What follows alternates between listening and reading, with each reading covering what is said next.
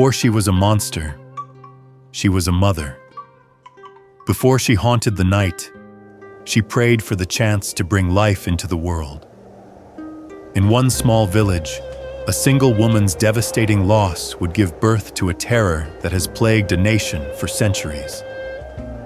This is the story of Corazon, the woman whose broken heart, according to one tale, unleashed the Philippines' most feared nightmare, the Aswang, before the Spanish arrived, before written history, before the islands were even called the Philippines. People already feared the thing that stalked the night. Corazon's story is modern, 1950s, post-war Philippines, in a village trying to rebuild its faith. But the creature she becomes, that's ancient. Her tragedy was brought to life in the 2012 film Corazon, Ang Unang Aswang, where grief twists a woman into something feral. It's powerful and brutal, but it isn't the true origin of the Aswang. The real legend is older than any written record. It reaches back past the 16th century Spanish accounts, past the arrival of Malay settlers, deep into the shadows of pre-colonial belief. Understanding Corazon's story means stepping into a past where fear shaped identity and where monsters weren't born from one tragedy. They were born from centuries of tension, conquest, and survival. And pulling on that thread means unraveling the history of the islands themselves. Long before Spanish ships ever touched the shores of the Philippines, the islands were alive with spirits. For the people living there, the wall between our world and the supernatural world was thin, almost non-existent. Their beliefs were animistic. They saw spirits in the trees, in the rivers, in the mountains. And when darkness fell, they saw something else entirely. They saw the Aswang.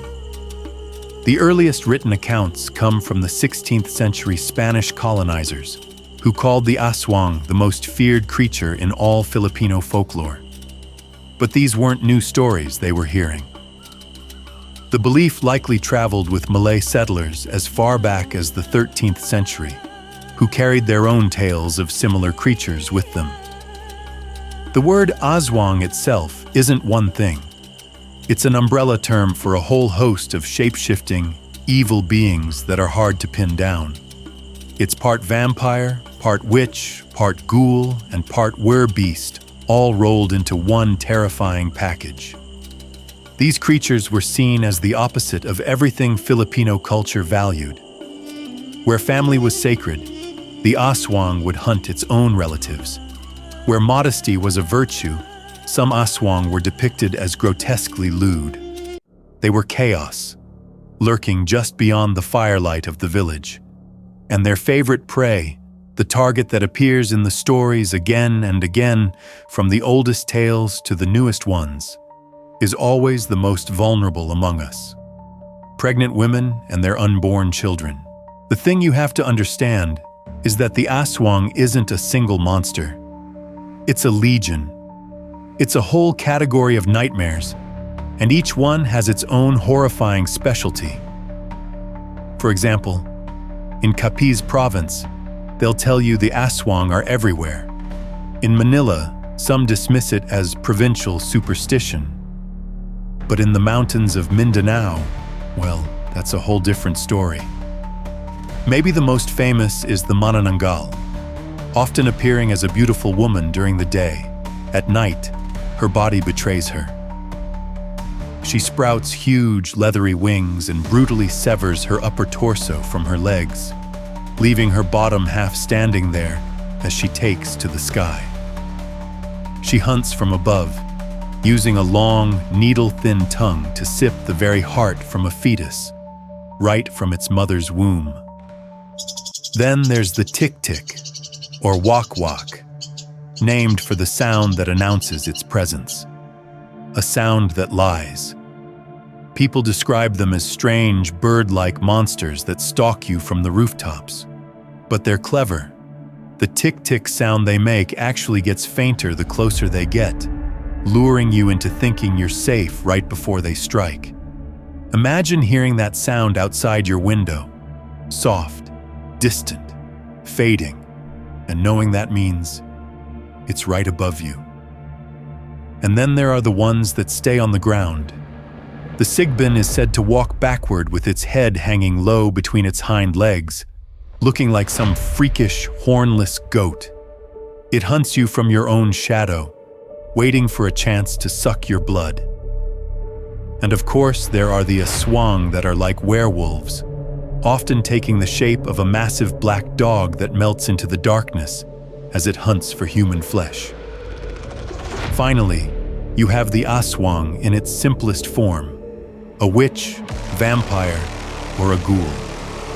This isn't about shapeshifting. It's about a human being who uses black magic to torture their neighbors, or a creature that digs up graves to feast on the dead. This incredible variety is what makes the Aswang so deeply terrifying. It can be anyone, anywhere, and anything. It's the beautiful woman next door, the strange dog in the street, or the bird you hear in the dead of night. Take Tapar, a Babaylan executed in 1663. The Spanish didn't just kill her, they fed her body to crocodiles, turning her death into a public spectacle of terror. Or Tamblot, who led thousands in the Bohol Revolt of 1621, trying desperately to protect the old ways before he was cut down in battle. But it wasn't just the Babaylan themselves the Spanish wanted to destroy. It was their rituals. When a Babaylan performed a healing ceremony, calling upon Anitos, ancestral spirits, and Diwatas, nature spirits, the Spanish saw devil worship. Friar Juan de Plasencia actually created a classification system in 1589, literally categorizing these sacred practices as distinctions made among the priests of the devil. They burned ritual instruments in public squares.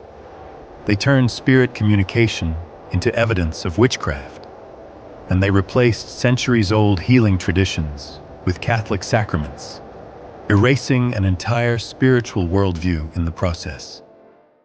When the Spanish landed in the 16th century, they brought a new god, and with him, a new devil. They came to convert the islands to Catholicism, but there were powerful figures standing in their way: the Babaylan. The Babaylan were the spiritual heart of their communities. They were almost always women, healers, priestesses, and shamans who could speak to the spirit world. They held immense power and respect. Chieftains sought their advice, and they led rituals for good harvests, for healing the sick, and for victory in war. To the Spanish friars, the Babaylan were a problem, a big one.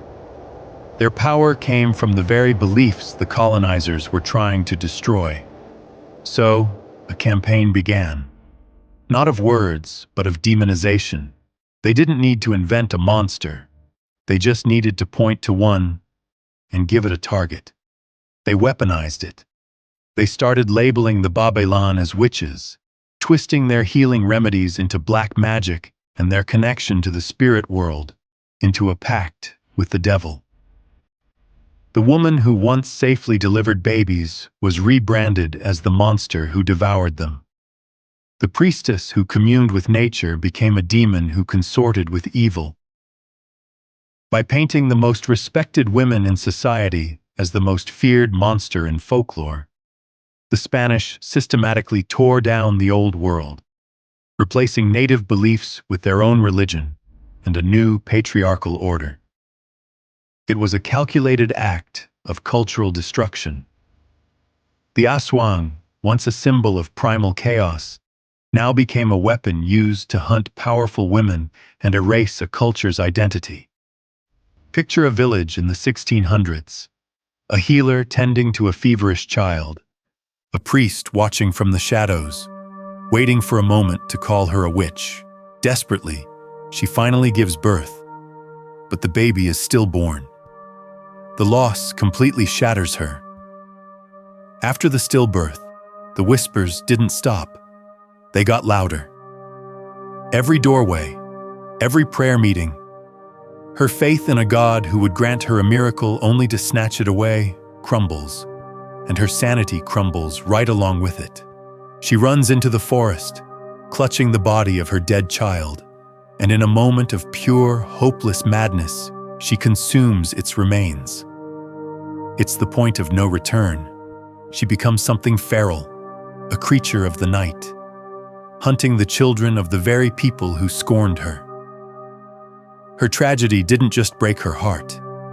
It turned her into the exact nightmare her people had always feared. The film frames her as the first Aswang, a choice that suggests the monster's origin isn't demonic, but a complete psychological break, born from unbearable suffering and human cruelty. Corazon's story is a modern parable.